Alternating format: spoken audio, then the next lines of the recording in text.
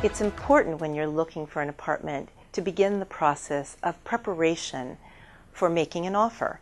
Why not? It's never too early to do it because you never know when you're going to come across an apartment that you like. And the beginning of that process would be that you start to fill out a financial statement on yourself. The best and most accepted form in the industry is the Real Estate Board of New York financial statement. Now, all brokers have a copy of this blank statement that you can use, and if you don't have a broker, you're welcome to download it from my website, www.deannakory.com. Once you've filled out the statement, if you're using a broker, please discuss the statement and what you've put in it with the broker, because they'll give you some guidance as to various things on the financial statement. For example, whether or not you've included your retirement funds, whether or not you've included things that are not liquid in the liquid column. There's a lot to go over that a skilled broker knows about, that it's important to have that discussion in advance of making an offer.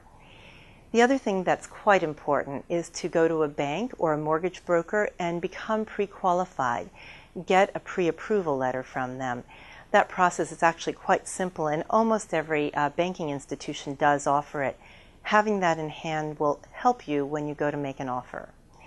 Then make sure that you give your agent your income and your work history.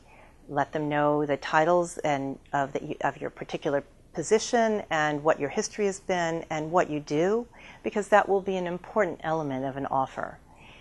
And then last, you would want to make sure that you give some general information to give some flavor for who you are and what you're about. After all, when you prepare and put in an offer, you're actually submitting it through agents to a seller. And so if you give a little bit of personal information, it often is an added benefit, in my opinion, to helping get the seller on board and negotiate with you.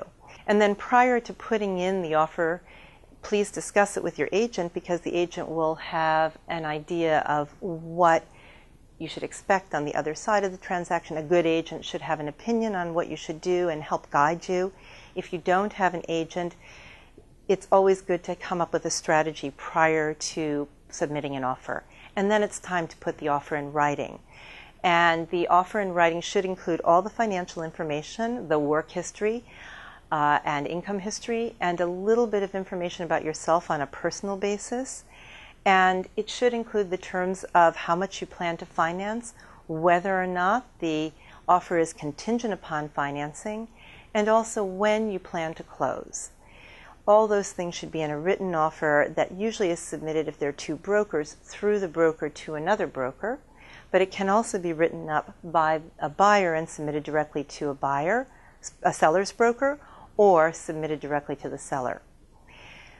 I hope that you have a chance to really think about whether or not the property is the right price, is overpriced, is undervalued, and if you know the market well enough and have the comparables to whatever the property is, you'll be able to create a strategy for negotiation that will be beneficial to you. For more information, please visit my website at www.deannakory.com or email me at dek@corcoran.com.